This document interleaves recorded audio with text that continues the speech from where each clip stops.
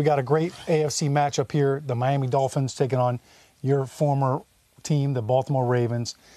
Both offenses are really struggling here, but for the Dolphins, Jay Cutler out with cracked ribs, Matt Moore in a quarterback.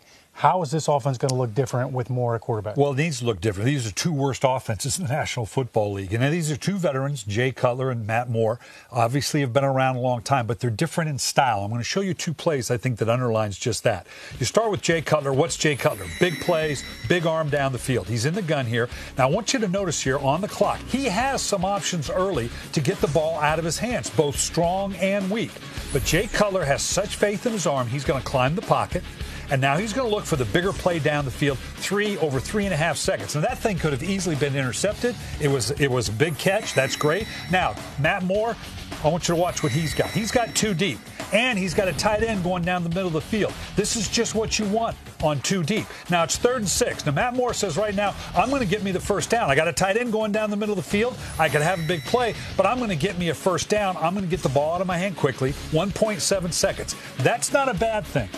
But if they're going to beat Baltimore in Baltimore, they're probably going to need more of those big plays. Begins with the running game. If Matt Moore can keep it to a 30-pitch count, run the ball well, come up with some big plays, they're going to be fine. If it's going to be 40, 45 throws, he has to do it on a consistent basis, needs to come up with those big plays, much like a Jay Cutler. Could be a little tougher. As an offensive lineman, I hear ball out quick, I get excited. I don't want my quarterback taking hits. I don't want to give up sacks. These two offenses are struggling, but, Coach, the thing that really jumps out at me in this matchup is the Baltimore Ravens defense is struggling, and they're struggling to stop the run.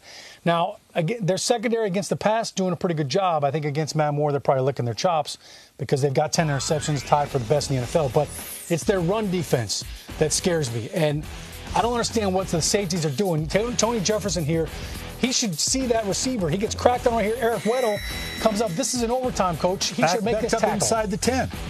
Right there, plays over with. Instead, he tries to tackle the football, goes for the strip, not the surefire tackle. Now, this was last week against the Minnesota Vikings. Obviously, Case Keenum in there. This is Latavius Murray.